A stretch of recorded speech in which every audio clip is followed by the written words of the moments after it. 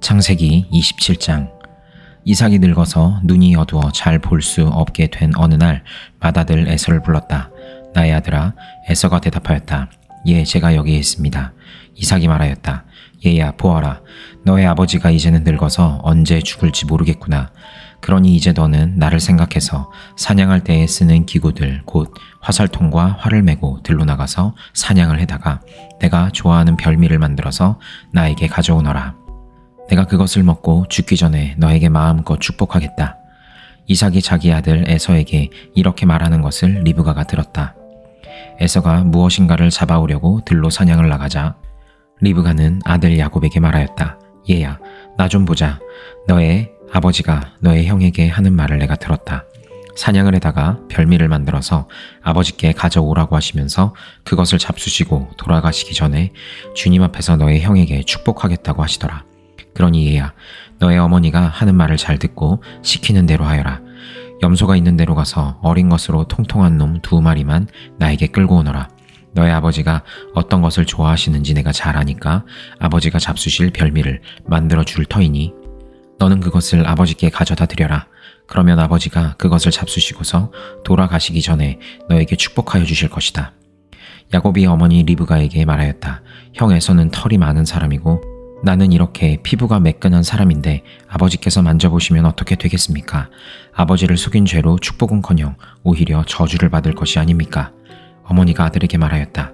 아들아, 저주는 이 어미가 받으마. 내가 시키는 대로 하여라. 가서 2마리를 끌고 오너라. 그가 가서 2마리를 붙잡아서 어머니에게 끌고 오니 그의 어머니가 그것으로 아버지의 입맛에 맞게 별미를 만들었다. 그런 다음에 리브가는 자기가 집에 잘 간직하여 둔 맏아들 에서의 옷 가운데 가장 좋은 것을 꺼내어 작은 아들 야곱에게 입혔다. 리브가는 염소 새끼 가죽을 야곱의 매끈한 손과 목덜미에 둘러주고 나서 자기가 마련한 별미와 빵을 아들 야곱에게 들려주었다. 야곱이 아버지에게 가서 아버지 하고 불렀다. 그러자 이삭이 나 여기 있다 아들아. 너는 누구냐 하고 물었다. 야곱이 아버지에게 말하였다. 저는 아버지의 맏아들 에서입니다. 아버지께서 말씀하신 그대로 하였습니다. 이제 일어나 앉으셔서 제가 사냥하여 온 고기를 잡수시고 저에게 마음껏 축복하여 주시기 바랍니다. 이삭이 아들에게 물었다. 얘야, 어떻게 그렇게 빨리 사냥거리를 찾았느냐? 야곱이 대답하였다. 아버지께서 섬기시는 주 하나님이 일이 잘 되게 저를 도와주셨습니다. 이삭이 야곱에게 말하였다. 얘야, 내가 너를 좀 만져볼 수 있게 이리 가까이 오너라. 내가 정말로 나의 아들 에서인지 좀 알아보아야겠다. 야곱이 아버지 이삭에게 가까이 가니 이삭이 아들을 만져보고서 중얼거렸다. 목소리는 야곱의 목소리인데 손은 에서의 손이로구나.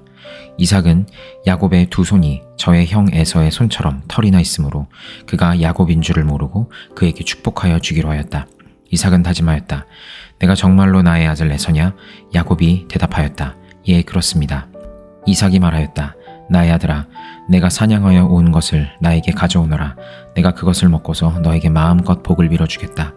야곱이 이삭에게 그 요리한 것을 가져다가 주니 이삭이 그것을 먹었다. 야곱이 또 포도주를 가져다가 따르니 이삭이 그것을 마셨다. 그의 아버지 이삭이 그에게 말하였다. 나의 아들아, 이리 와서 나에게 입을 맞추어다오. 야곱이 가까이 가서 그에게 입을 맞추었다. 이삭이 야곱의 옷에서 나는 냄새를 맡고서 그에게 복을 빌어주었다. 나의 아들에게서 나는 냄새는 주님께 복받은 밭의 냄새로구나. 하나님은 하늘에서 이슬을 내려주시고 땅을 기름지게 하시고 곡식과 새 포도주가 너에게 넉넉하게 하실 것이다. 여러 민족이 너를 섬기고 백성들이 너에게 무릎을 꿇을 것이다. 너는 너의 친척들을 다스리고 너의 어머니의 자손들이 너에게 무릎을 꿇을 것이다. 너를 저주하는 사람마다 저주를 받고 너를 축복하는 사람마다 복을 받을 것이다. 이삭은 이렇게 야곱에게 축복하여 주었다. 야곱이 아버지의 앞에서 막 물러나오는데 사냥하러 나갔던 그의 형 에서가 돌아왔다. 에서도 역시 별미를 만들어서 그것을 들고 자기 아버지 앞에 가서 말하였다. 아버지, 일어나셔서 이 아들이 사냥하여 온 고기를 잡수시고 저에게 마음껏 축복하여 주시기 바랍니다. 그의 아버지 이삭이 그에게 물었다. 너는 누구냐? 에서가 대답하였다. 저는 아버지의 아들, 아버지의 맏아들 에서입니다. 이삭이 크게 충격을 받고서 부들부들 떨면서 말을 더듬거렸다. 그렇다면 내가 오기 전에 나에게 사냥한 고기를 가져온 게 누구란 말이냐? 내가 오기 전에 내가 그것을 이미 다 먹고 그에게 축복하였으니 바로 그가 복을 받을 것이다. 아버지의 말을 들은 에서는 소리치며 울면서 아버지에게 애원하였다. 저에게 축복하여 주십시오, 아버지. 저에게도 똑같이 복을 빌어 주십시오. 그러나 이삭이 말하였다. 너의 동생이 와서 나를 속이고 내가 받을 복을 가로챘구나. 에서가 말하였다. 그 녀석의 이름이 왜 야곱인지 이제야 알 것 같습니다. 그 녀석이 이번까지 2번이나 저를 속였습니다. 지난번에는 맏 아들의 권리를 저에게서 빼앗았고 이번에는 제가 받을 복까지 빼앗아갔습니다. 에서가 아버지에게 물었다. 저에게 주실 복을 하나도 남겨두지 않으셨습니까? 이삭이 에서에게 대답하였다. 나는 그가 너를 다스리도록 하였고 그의 모든 친척을 그에게 종으로 주었고 곡식과 새 포도주가 그에게서 떨어지지 않도록 하였다. 그러니 나의 아들아, 내가 너에게 무엇을 해줄 수 있겠느냐? 에서가 그의 아버지에게 말하였다. 아버지께서 비실 수 있는 복이 어디 그 하나뿐입니까? 저에게도 복을 빌어 주십시오, 아버지. 이 말을 하면서 에서는 큰 소리로 울었다. 그의 아버지 이삭이 그에게 대답하였다. 내가 살 곳은 땅이 기름지지 않고 하늘에서 이슬도 내리지 않는 곳이다. 너는 칼을 의지하고 살 것이며 너의 아우를 섬길 것이다. 그러나 애써 힘을 기르면 너는 그가 내 목에 씌운 멍에를 부술 것이다. 에서는 아버지에게서 받을 축복을 야곱에게 빼앗긴 것 때문에 야곱에게 원한이 깊어갔다. 그는 혼자서 아버지를 곡할 날이 머지않았으니 그때가 되면 동생 야곱을 죽이겠다 하고 마음을 먹었다. 리브가는 맏아들 에서가 하고 다니는 말을 전해 듣고는 작은 아들을 불러다 놓고서 말하였다. 너의 형 에서가 너를 죽여서 한을 풀려고 한다. 그러니 나의 아들아, 내가 시키는 대로 하여라. 이제 곧 하란에 계시는 라반 외삼촌에게로 가거라. 내 형의 분노가 풀릴 때까지 너는 얼마 동안 외삼촌 집에 머물러라. 내 형의 분노가 풀리고 내가 형에게 한 일을 너의 형이 잊으면 거기를 떠나서 돌아오라고 전가를 보내마. 내가 어찌 하루에 자식 둘을 다 잃겠느냐. 리브가가 이삭에게 말하였다. 나는 햇사람의 딸들 때문에 사는 게 아주 넌더리가 납니다. 야곱이 이 땅에 사는 사람들의 딸들, 곧 햇사람들의 딸들 가운데서 아내를 맞아 들인다고 하면 내가 살아있다고는 하지만 나에게 무슨 사는 재미가 있겠습니까? 마태복음 26장. 예수께서 이 모든 말씀을 마치셨을 때에 자기 제자들에게 말씀하셨다. 너희가 아는 대로 이틀이 지나면 유월절인데 인자가 넘겨져서 십자가에 달릴 것이다. 그 즈음에 대제사장들과 백성의 장로들이 가야바라는 대제사장의 관저에 모여서 예수를 속임수로 잡아서 죽이려고 모의하였다. 그러나 그들은 백성 가운데서 소동이 일어날지도 모르니 명절에는 하지 맙시다 하고 말하였다. 그런데 예수께서 베다니에서 나병 환자 시몬의 집에 계실 때에 한 여자가 매우 값진 향유 한 옥합을 가지고 와서는 음식을 잡수시고 계시는 예수의 머리에 부었다. 그런데 제자들이 이것을 보고 분개하여 말하였다. 왜 이렇게 낭비하는 거요? 이 향유를 비싼 값에 팔아서 가난한 사람들에게 줄 수 있었을 텐데요. 예수께서 이것을 보시고 그들에게 말씀하셨다. 왜 이 여자를 괴롭히느냐? 그는 내게 아름다운 일을 하였다. 가난한 사람들은 늘 너희와 함께 있지만 나는 늘 너희와 함께 있는 것이 아니다. 이 여자가 내 몸에 향유를 부은 것은 내 장례를 치르려고 한 것이다. 내가 진정으로 너희에게 말한다. 온 세상 어디서든지 이 복음이 전파되는 곳에서는 이 여자가 한 일도 전해져서 그를 기억하게 될 것이다. 그때 12제자 가운데 하나인 가룟 사람 유다라는 자가 대제사장들에게 가서 이렇게 말하였다. 내가 예수를 여러분에게 넘겨주면 여러분은 내게 무엇을 주실 작정입니까? 그들은 유다에게 은돈 30잎을 셈하여 주었다. 그때부터 유다는 예수를 넘겨주려고 기회를 노리고 있었다. 무교절 첫째 날에 제자들이 예수께 다가와서 말하였다. 우리가 선생님께서 유월절 음식을 잡수시게 준비하려고 하는데 어디에다 하기를 바라십니까? 예수께서 말씀하셨다.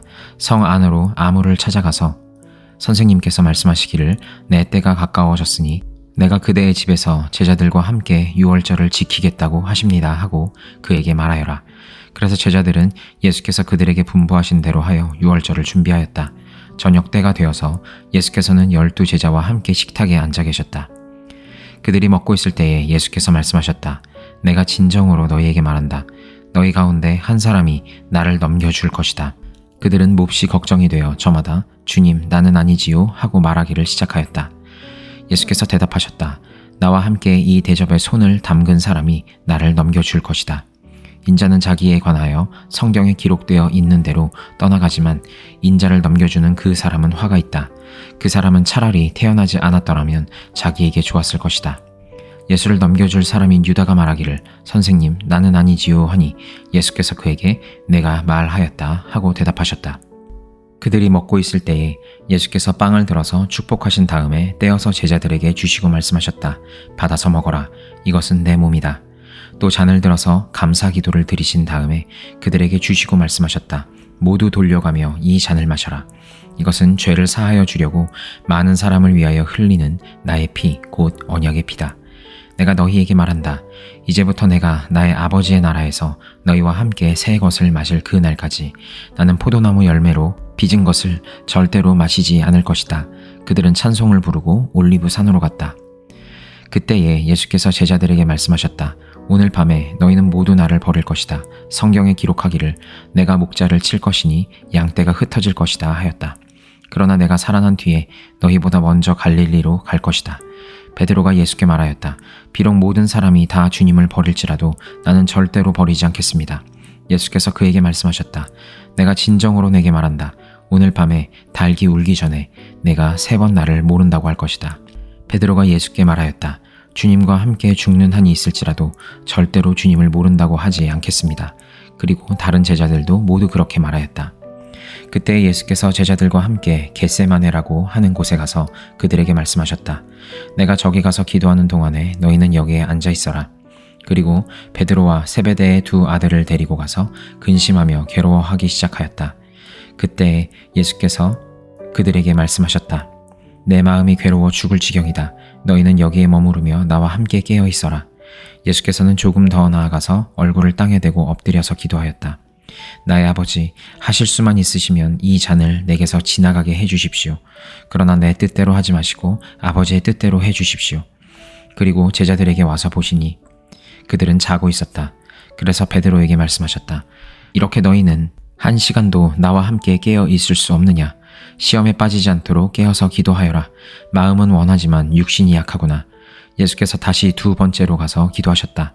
나의 아버지, 내가 마시지 않고서는 이 잔이 내게서 지나갈 수 없는 것이면 아버지의 뜻대로 해주십시오. 예수께서 다시 와서 보시니 그들은 자고 있었다. 그들은 너무 졸려서 눈을 뜰 수 없었던 것이다. 예수께서는 그들을 그대로 두고 다시 가서 또 다시 같은 말씀으로 3번째로 기도하셨다. 그리고 제자들에게 와서 그들에게 말씀하셨다. 이제 남은 시간은 자고 쉬어라. 보아라. 때가 이르렀다. 인자가 죄인들의 손에 넘어간다. 일어나서 가자. 나를 넘겨줄 자가 가까이 왔다. 예수께서 아직 말씀하고 계실 때에 12 제자 가운데 하나인 유다가 왔다. 대제사장들과 백성의 장로들이 보는 무리가 칼과 몽둥이를 들고 그와 함께 하였다. 그런데 예수를 넘겨줄 자가 그들에게 암호를 정하여 주기를 내가 입을 맞추는 사람이 바로 그 사람이니 그를 잡으시오 하고 말해놓았다. 유다가 곧바로 예수께 다가가서 안녕하십니까 선생님 하고 말하고 그에게 입을 맞추었다. 예수께서 그에게 친구여 무엇하러 여기에 왔느냐 하고 말씀하시니 그들이 다가와서 예수께 손을 대어 붙잡았다. 그때에 예수와 함께 있던 사람들 가운데 한 사람이 손을 뻗쳐 자기 칼을 빼어 대제사장의 종을 내리쳐서 그 귀를 잘랐다. 그때에 예수께서 그에게 말씀하셨다. 내 칼을 칼집에 도로 꽂아라. 칼을 쓰는 사람은 모두 칼로 망한다. 너희는 내가 나의 아버지께 당장에 12군단 이상의 천사들을 내 곁에 세워주시기를 청할 수 있다고 생각하지 않느냐? 그러나 그렇게 되면 이런 일이 반드시 일어나야 한다고 한 성경 말씀이 어떻게 이루어지겠느냐? 그때 예수께서 무리에게 말씀하셨다. 너희는 강도에게 하듯이 칼과 몽둥이를 들고 나를 잡으러 왔느냐? 내가 날마다 성전에 앉아서 가르치고 있었건만 너희는 내게 손을 대지 않았다. 그러나 이 모든 일을 이렇게 되게 하신 것은 예언자들의 글을 이루려고 하신 것이다. 그때 제자들은 모두 예수를 버리고 달아났다. 예수를 잡은 사람들은 그를 대제사장 가야바에게로 끌고 갔다. 거기에는 율법학자들과 장로들이 모여 있었다. 그런데 베드로는 멀찍이 떨어져서 예수를 뒤따라 대제사장의 집 앞마당에까지 갔다. 그는 결말을 보려고 안으로 들어가서 하인들 틈에 끼어 앉았다. 대제사장들과 온 공회가 예수를 사형에 처하려고 그분을 고발할 거짓 증거를 찾고 있었다. 많은 사람이 나서서 거짓 증언을 하였으나 쓸만한 증거는 얻지 못하였다.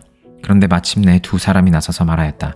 이 사람이 하나님의 성전을 허물고 사흘 만에 세울 수 있다고 하였습니다.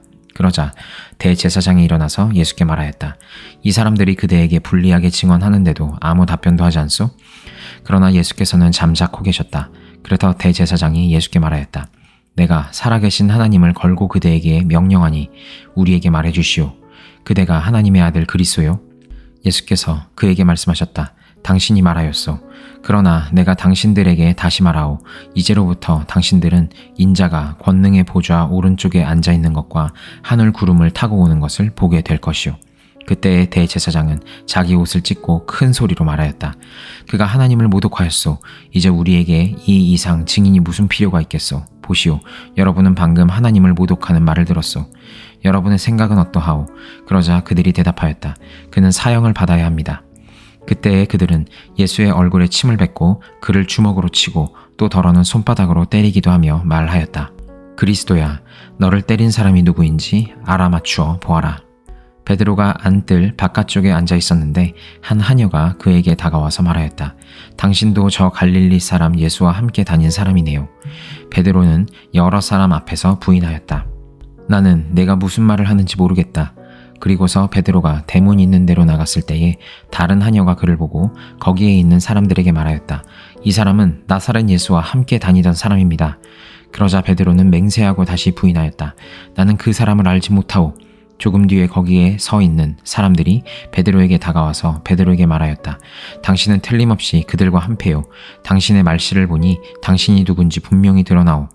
그때에 베드로는 저주하며 맹세하여 말하였다. 나는 그 사람을 알지 못하오. 그러자 곧 달기 울었다. 베드로는 달기 울기 전에 내가 나를 3번 부인할 것이다 하신 예수의 말씀이 생각나서 바깥으로 나가서 몹시 울었다. 에스더 3장. 이런 일들이 있은 지 얼마 뒤에 아하수에로 왕은 아각 사람 함므다다의 아들 하만을 등용하여 큰 벼슬을 주고 다른 대신들보다 더 높은 자리에 앉혔다. 대궐 문에서 근무하는 신하들은 하만이 드나들 때마다 모두 꿇어 엎드려 절을 하였다. 하만을 그렇게 대우하라는 왕의 명령이 있었기 때문이다. 그러나 모르드게는 무릎을 꿇지도 않고 절을 하지도 않았다. 모르드게가 그렇게 하니 대궐 문에서 근무하는 왕의 신하들이 모르드게를 나무랐다. 어찌하여 왕의 명령을 지키지 않소? 그들이 날마다 모르드게를 타일렀으나 모르드게는 그들의 말을 듣지 않았다. 마침내 그들은 하만에게 이런 사실을 알렸다. 그들은 모르드게가 스스로 유다 사람이라고 말한 적이 있으므로 그의 그런 행동이 언제까지 용납될 수 있는지 두고 볼 셈이었다. 하만은 모르드게가 정말로 자기에게 무릎을 꿇지도 않고 자기에게 절도 하지 않는 것을 보고 화가 잔뜩 치밀어 올랐다. 더욱이 모르드게가 어느 민족인지를 알고서 하만은 모르드게 한 사람만을 죽이는 것은 너무 가볍다고 생각하였다. 하만은 아하수에로가 다스리는 온 나라에서 모르드게와 같은 결의인 유다 사람들을 모두 없앨 방법을 찾았다. 아하수에로 왕 12년 첫째 달 니산월이다. 사람들은 유다 사람들을 어느 달 어느 날에 죽일지 그 날을 받으려고 하만이 보는 앞에서 주사위의 일종인 부르를 던졌다. 주사위가 12째 달인 아달월 13일에 떨어졌다. 하만은 아하수에로 왕에게 말하였다. 임금님께서 다스리시는 왕국의 여러 지방에 널리 흩어져 사는 민족이 하나 있는데 그들은 자기들끼리만 모여서 삽니다. 그들의 법은 다른 어떤 백성들의 법과도 다릅니다. 더욱이 그들은 임금님의 법도 지키지 않습니다. 임금님께서 그들을 그냥 두시는 것은 유익하지 못한 일이라고 생각합니다. 임금님께서만 좋으시다면 그들을 모두 없애도록 조서를 내려주시기를 바랍니다. 그러면 저는 은화 10,000달란트를 임금님의 금고 출납을 맡은 관리들에게 주어서 입금시키도록 하겠습니다. 그러자 왕은 자기 손가락에 끼고 있는 인장 반지를 빼서 아각 사람 함므다다의 아들인 유다 사람의 원수 하만에게 맡겼다. 왕이 하만에게 일렀다. 그 돈은 경의 것이요 그 백성도 경에게 맡길 터이니 알아서 좋을 대로 하시오. 첫째 달 13일에 왕의 서기관들이 소집되었다. 그들은 하만이 불러주는 대로 각 지방의 글과 각 민족의 말로 조서를 만들어서 왕의 대신들과 각 지방의 총독들과 각 민족의 귀족들에게 보냈다. 조서는 아하수에로 왕의 이름으로 작성되었고 거기에 왕의 인장 반지로 도장을 찍었다.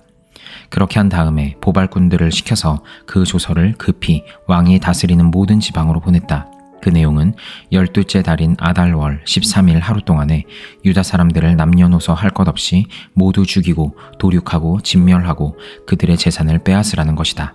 각 지방에서는 그 조서를 법령으로 공포하여 각 민족에게 알리고 그날을 미리 준비하게 하였다.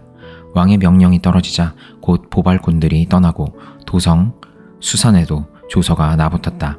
왕과 하만은 함께 술잔을 기울이며 앉아 있었지만 수산성은 술렁거렸다. 사도행전 26장. 아그리빠 왕이 바울에게 말하였다. 할 말이 있으면 해도 된다. 바울이 손을 뻗치고 변호하기 시작하였다. 아그리빠 임금님, 오늘 내가 전하 앞에서 유대 사람이 나를 걸어서 고발하는 모든 일에 대하여 변호하게 된 것을 다행으로 생각합니다. 그것은 특히 임금님께서 유대 사람의 풍속과 쟁점들을 모두 잘 알고 계시기 때문입니다. 아무쪼록 내 말을 끝까지 참으시고 들어주시기 바랍니다. 내가 젊었을 때부터 살아온 삶을 모든 유대 사람이 알고 있습니다. 곧 그들은 내가 내 동족 가운데서 그리고 예루살렘에서 처음부터 어떻게 살았는지를 알고 있습니다. 그들은 오래전부터 나를 알고 있었으므로 증언하려고 마음만 먹으면 그들은 내가 우리 종교의 가장 엄격한 팔을 따라 바리새파 사람으로 살아왔다는 것을 인정할 것입니다.